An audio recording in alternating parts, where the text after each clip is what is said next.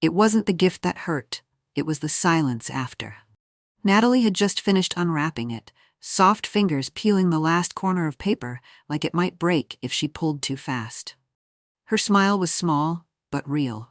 That kind of honest smile kids give when they don't know the world can be cruel yet. It was a scrapbook. Just a little one I put together, full of her drawings, silly poems, and that photo of her and Roy covered in flour after baking cookies last winter. I tied it with ribbon and slipped a tiny camera in the back pocket so she could start capturing her own stories. Patrice didn't clap. She didn't smile either. She leaned back in her chair, crossed her arms, and said, like it was a joke only cruel people tell, "She's too sensitive for real gifts anyway." I heard her. She wanted me to, and I froze. Not because I didn't know what to say, but because I did. And I knew it wouldn't matter. Not in that room. Not with those people. But Roy? He didn't even look at her. He just started folding the wrapping paper like it was something worth keeping. And I'm asking you now. Have you ever watched someone tear your child down with a smile on their face and realized no one in the room was ever going to stand up for her but you? Tell me in the comments, because I think we've all been there.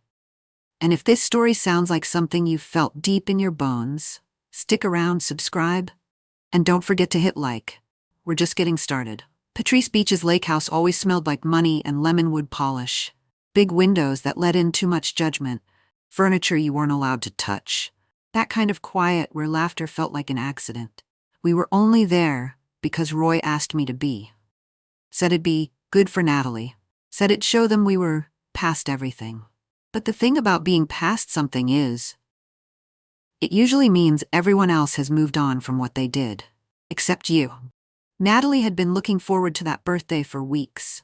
She drew up the invite cards by hand, made little envelopes with stars on them. She even asked me if it was okay to wear her purple dress, the one with the pocket stitched in wrong. And I said, of course it's okay. It's yours. That makes it perfect. Roy's sister, Patrice, offered to host, more like volunteered with teeth. That's how she is. Always smiling with her lips, never her eyes. Said she'd take care of everything. Decorations, food, music, all of it. What she didn't say out loud but made sure we heard anyway was that we were the charity case, the family project. The ones you keep around just long enough to remind everyone how well you're doing. Roy used to defend her. Used to say she was just dry. That she didn't mean things the way they sounded. But words don't trip and fall into cruelty by accident. They land there because that's where someone aimed. Natalie didn't get that yet. She just kept trying to fit. Kept handing out little handmade party favors like she was passing out parts of herself, hoping someone would say, wow, this is amazing. And some did. Terry Carr smiled sweetly, said the glitter jars were cute. But then there was Les Johns, laughing too loud when he said, do these things come with instructions? Or just emotions?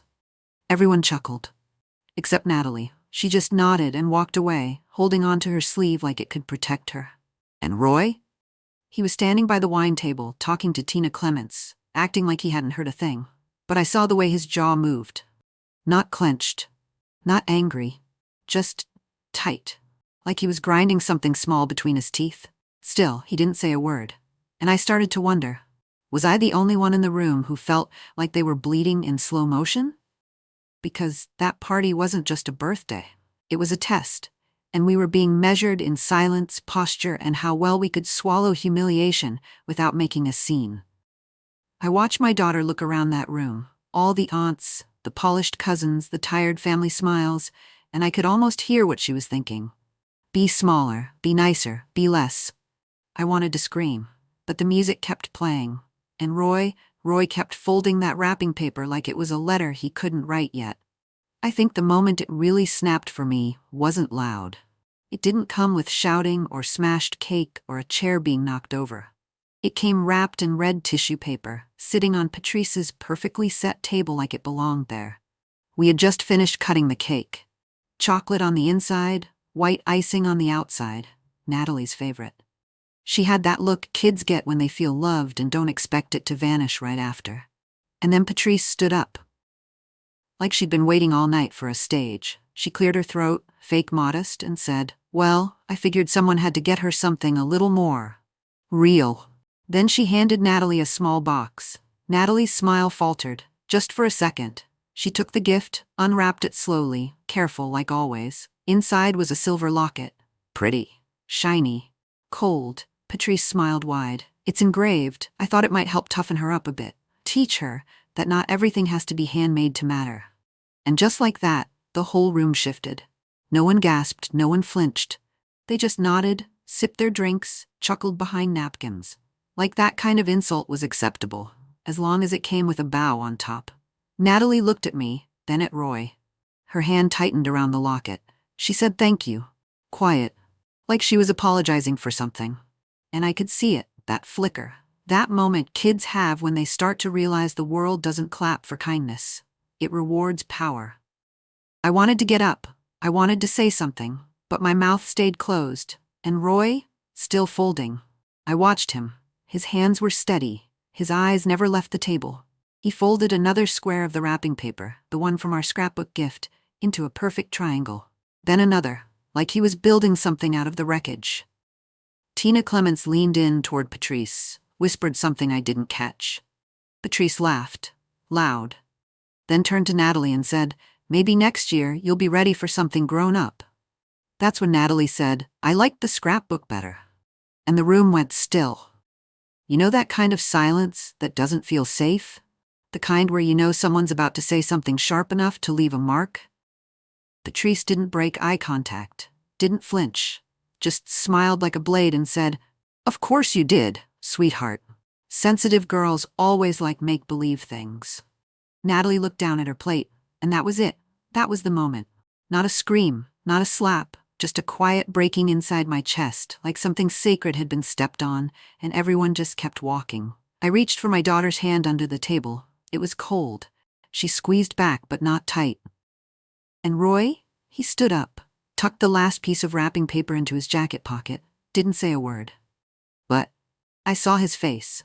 Not angry, not broken, focused, like a man who had just made a decision he wasn't planning to share yet.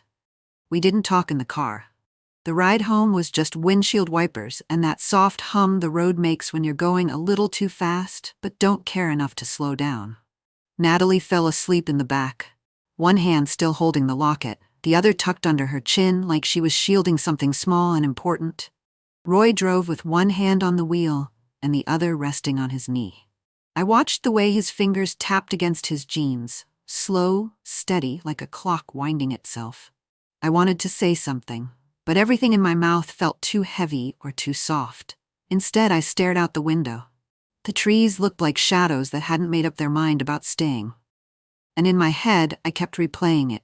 Patrice's smile, Natalie's voice shrinking, the scrapbook sitting on the table ignored like it wasn't stitched together with pieces of her heart. I kept thinking, why didn't I say something? Why did I let her do that to my daughter in front of everyone? And the truth was, I'd been taught not to make waves. Not at family gatherings. Not when it might make things awkward. Not when it might be misunderstood. But silence is its own kind of cruelty. And I'd served it up with a bow. I sat in that passenger seat and felt like I was disappearing inside my own skin. Not because of what Patrice said, but because I let it happen. There's a particular kind of ache that comes with watching your child learn that the world doesn't always clap for kindness, and it doesn't go away when you get home. When we pulled into the driveway, Roy finally spoke. Soft, almost like he was thinking out loud. "She's stronger than they think." I turned to look at him. His jaw was tight again, his eyes focused on the rearview mirror, on Natalie, still asleep, still holding on to something that had hurt her. "But she shouldn't have to be," I whispered. He didn't answer, just nodded once and got out of the car. Later that night, after we'd tucked Natalie into bed, after I sat on the edge of her mattress and brushed hair away from her eyes and whispered, "You are not too sensitive, you are just exactly enough," I went downstairs and found Roy in the garage. He was sitting in that old lawn chair nobody ever used. The one with the tear in the fabric and rust at the legs. The wrapping paper was in his lap. Piece by piece, he was folding it. Not like trash, not like something to throw away, but like something you'd keep. Like something you were turning into a message. He didn't look at me when I stepped inside. "They think silence is power," he said quietly. They don't realize Natalie's already learning how to listen better than all of them. And then he picked up a small notebook, started sketching something. I didn't ask what, I just sat next to him and watched. There wasn't any music playing, no dramatic soundtrack swelling in the background, just the sound of paper folding. And the quiet between two people who'd finally stopped pretending they were okay with the way things were. And that silence, it didn't feel empty, it felt full, like something was about to shift. The next morning, I found Roy in the backyard. Same folding chair, same quiet focus, except now the wrapping paper was gone, replaced by a small stack of glossy photos. He had printed them from Natalie's camera. Photos I hadn't even seen her take. There was one of Tina, caught mid-laugh, head thrown back, wine glass in hand. One of Les looking down at his phone, completely unaware of the kid he'd just embarrassed. One of Patrice, blurry, not out of focus, but as if Natalie hadn't wanted to give her full form. And then there was one of Roy, crouched beside the table, folding that wrapping paper like it was scripture. Taken from above, from an angle Natalie had probably crouched low to capture. He held that photo a little longer than the rest, then set it aside. And that's when we heard the knock. It was early, barely 8 a.m. The kind of knock that doesn't expect to be answered, just offered. I opened the door still in my robe, hair pulled into something that barely passed for a bun. And there he was. Roberto Wilkins, our neighbor from 3 doors down. Retired art teacher, wore socks with sandals, and always carried a sketchbook under his arm like it was an extension of his spine. I hadn't seen him in months, not since the tree in our yard knocked over his recycling bin and he insisted it was nature's way of calling for a conversation. He smiled softly, holding out a folded envelope. "Your daughter's got an eye," he said. "You mind if I borrow her for a couple afternoons this week?" I blinked. "Sorry, borrow her?" He nodded toward the photos Roy had left on the porch table. "She dropped these in my mailbox. No note, no explanation. Just slid them in like they were seeds she wanted to see grow somewhere else. I think she's asking the world a question, and I want to help her find the words." I didn't know what to say, so I just stepped aside and let him in. He sat across from Roy on the porch without waiting for an invitation. Held out one of the photos, the one of Patrice, the blurry one. "This one's the most honest," he said. "Blurry means boundaries, means the subject didn't earn clarity." Roy didn't answer, just watched him, expression unreadable. Roberto looked at me next. "Some kids cry, some scream, some just take pictures." He opened his sketchbook, revealing rough drafts of shapes and shadow studies. In the corner was Natalie's name, written in soft pencil, like a whisper. "I'd like to teach her how to show them. Not tell them, not beg them to understand, but show them exactly what they made her feel." That's when Roy spoke. "Do you believe in revenge?" It came out of nowhere, not angry, just curious. Roberto raised a brow. "I believe in clarity, in reflection, in giving people back the image they gave you, but sharper." Then he smiled. "Some people call that revenge. I call it education." And with that, something inside me shifted. Not in a big dramatic way, but like a door unlocking, a slow creak, not a slam. That afternoon, Natalie sat at the patio table with Roberto. He handed her a pencil and a piece of paper and said, "Draw what you wish people saw." And she did, quietly, focused. Roy stood by the window, arms crossed, watching, and for the first time in years, I saw him smile. Not with his mouth, but with his whole body. Like something he'd been holding finally let go. And I thought, maybe this wasn't about fixing what Patrice broke. Maybe it was about building something better in its place. Not louder, not meaner. Just undeniable. That night, after Natalie went to bed with her sketch pad resting on her chest, I found Roy in the kitchen. He was sitting at the table, turning a tea bag over in his fingers. Not drinking, not boiling water, just holding it. The paper tag was worn at the edges like he'd done this 100 times before. I sat across from him and didn't say anything for a while. Just watched the way his thumb kept brushing over that little string. Finally I said, "She's more like you than I thought." He looked up, caught off guard. "Natalie?" I nodded. "She watches everything, quiet, thoughtful, always folding herself down to fit the shape of the room." He smiled at that, but the kind that hurts. Then he said something I wasn't ready for. "I used to think I was protecting her by not reacting, letting things slide, keeping the peace." Turns out, I was teaching her how to disappear. It hit me like a soft blow, the kind that doesn't knock you over, just makes you feel hollow where you used to feel full. I picked at the seam of the table runner. You think I've been doing the same? He shook his head. No, you've always shown up for her. You just didn't know how to show up for yourself. The silence stretched between us, but it didn't feel cold. It felt necessary. Like we were both standing in a room we'd avoided for years, finally looking around. I cleared my throat. Patrice didn't just say that to Natalie, she said it to me too. Roy looked at me, eyebrows raised. I kept going. When we first started dating, she told me I was too soft for you, said you needed someone with thicker skin, not someone who cried during commercials and kept birthday cards in shoeboxes. He leaned back, exhaled. She said the same thing to me, that you were too emotional to be taken seriously. But the thing is, I never wanted serious. I wanted someone real. I just didn't know how to defend that back then. That stung more than I expected. I thought about all the times I tried to blend in at those family events, smiled too long, laughed at jokes that made my stomach twist. I thought I was doing it for Natalie, but maybe I was doing it to prove I belonged. Roy set the tea bag down and reached for my hand across the table. I should have stood up for you more, for both of you. I see that now. His voice didn't crack. It didn't rise. It just settled into the room like something sacred. But I want to make it right. Not with words, not with speeches, just with something she can see, something she can hold. I squeezed his hand, and for the first time in a long time, I didn't feel like I was carrying it alone. The shame, the silence, the deep ache of watching your child hurt and not knowing how to fix it. We were both complicit, and now we were both awake. That kind of honesty doesn't fix things in a night, but it opens the window, lets the air back in. And that's how healing starts. Not with fireworks, but with a cracked door and two people finally saying what needed to be said. That weekend, the rain came. Not a storm. Not the dramatic kind that sends people running. It was the kind that just lingered. Soft and steady, like the sky couldn't quite let go, but didn't want to stop trying. Natalie was in the living room, sprawled on the rug with her colored pencils, tracing the outline of a photo she'd taken of Roberto. And Roy was stringing lights across the back porch. It wasn't even a holiday.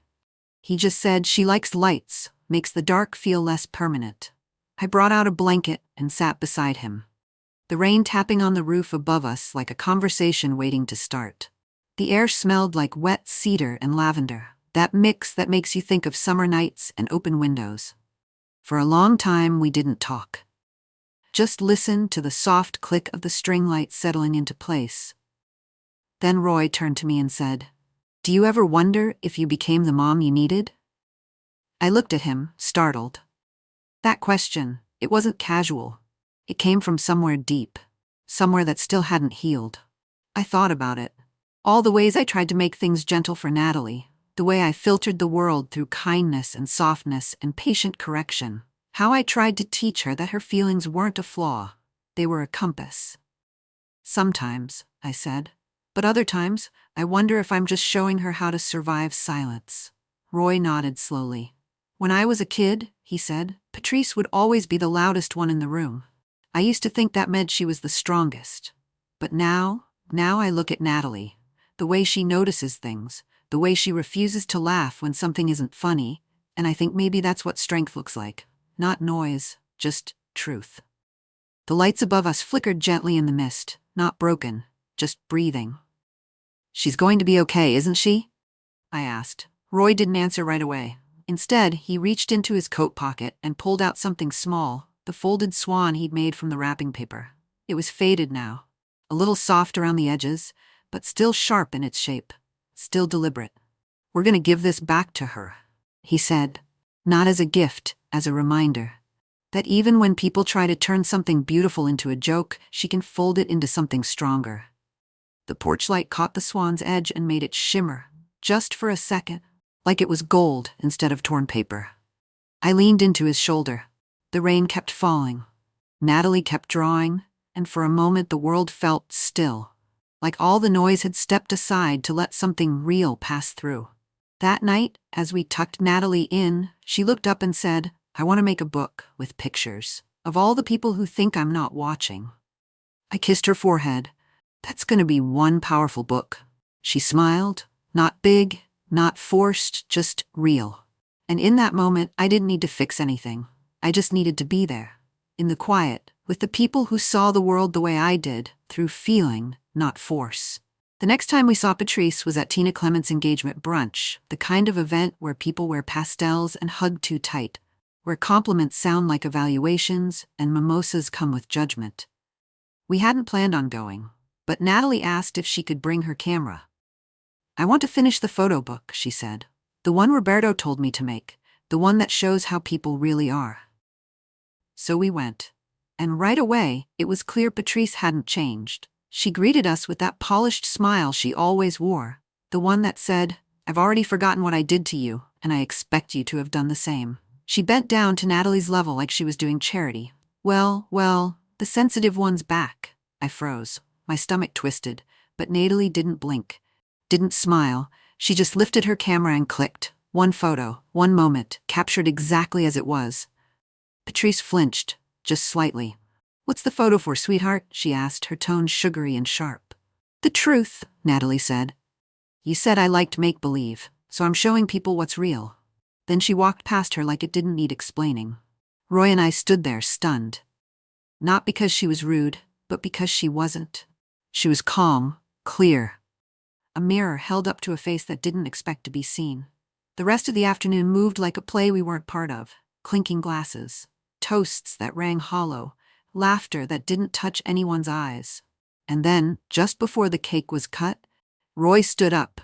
He didn't tap a glass, didn't clear his throat. He simply placed something at the center of the long dining table. The origami swan made from the wrapping paper, and beside it, Natalie's small black photo book. People paused, looked up from their plates, uncertain whether it was art or announcement. Roy looked straight at Patrice. "You gave her a locket to make her grow up. She gave you a picture to help you see what growing up actually looks like." Patrice's face didn't change, not really, but the room did. The air got heavy, like everyone was waiting for a second punch that never came.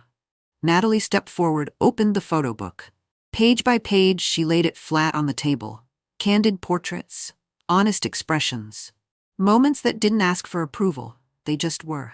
There were no captions, no explanations, just people caught in the act of being who they truly were, smiling when they thought no one was watching, sneering when they didn't think it mattered. And then at the very end, a photo of herself, in her purple dress, holding the scrapbook, eyes bright, brave. Underneath, scribbled in her handwriting, "Too sensitive, or just seeing what you missed." The room went still, not in shock, not in awe, but in understanding, in reckoning. Tina, bless her, was the first to speak. "Natalie, this is beautiful." And suddenly the applause came. Not loud, not forced. Just a few honest claps from people who finally realized they weren't the main characters in the room. Patrice didn't speak, didn't argue. She just looked at the photo book like it had taken something from her she didn't know she owed. And maybe it had. Natalie picked up the swan and handed it to me. "You said I could fold anything into something stronger," she whispered. "Even paper that came from people who didn't believe in me." I nodded, tears stinging behind my eyes. That moment wasn't about payback. It was about reflection. About grace. About a little girl standing in a room full of adults and showing them exactly who she was, without shrinking. And I don't think Patrice ever expected to be humbled by a child who refused to break the way she wanted. But that's what happened. Natalie didn't yell. She created, and in doing so she made everyone else face the parts of themselves they never wanted to see. That was her revenge. And it was flawless. No one apologized. Patrice didn't come over afterward, didn't send a message. She didn't even mention the photo book during cake. She just carried on, like the moment hadn't peeled her open in front of a room she thought she controlled. But she didn't look at Natalie again. Not once. And honestly, that said more than any sorry ever could. Because some people don't say sorry, not out loud. They say it in silence, in absence. In the way they start acting like maybe, just maybe, they've been seen. Natalie didn't mention it either. She came home, kicked off her shoes, and asked if we could have pancakes for dinner. So we did, with strawberries and whipped cream and no questions. That night, I sat alone in her room while she slept. The photo book was on her desk, the swan next to it. She'd added something new, a tiny note under the last picture. Just 4 words. I still choose softness. And I swear, that hit harder than any punch could. Because she could have gone hard. She could have tried to be cruel. But she didn't. She didn't let them change her. She let them reveal her. And then she walked out of the fire holding something beautiful. That's the kind of revenge no one knows how to come back from. It doesn't scream, it stays. I still think about that brunch. Not because it was dramatic, not because of the looks or the silence or even the way Patrice couldn't meet Natalie's eyes.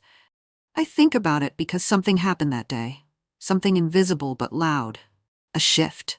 My daughter stood in a room designed to shrink her and said no. Not with a scream, but with clarity. With art. With presence. And Roy and I? We stopped apologizing for raising a girl who feels things deeply. Because it turns out, those are the kids who change things. Not the loud ones. The observant ones. The quiet forces. The ones who don't fight back the way the world expects. They build mirrors. They build stories. They build truth so undeniable it rattles the bones of people who thought they had the power. So if you've ever been told you're too sensitive, too soft, too emotional, too much, remember this. Sensitivity isn't a flaw. It's a superpower. You just have to choose where to aim it. Natalie aimed hers with precision. She didn't tear anyone down. She just told the truth so well, they tripped over it on their way out. So I'm asking you now, have you ever turned pain into something beautiful? Have you ever let your silence speak so loudly it echoed in a room long after you left? Tell me in the comments, I want to know. Because if you've lived this, if you felt this, you're not alone. And if this story stayed with you, if it reminded you of someone or of yourself, like, share, subscribe, not just for us, but for every too sensitive kid who's just starting to learn how powerful they really are. We see you, and we're not shrinking anymore.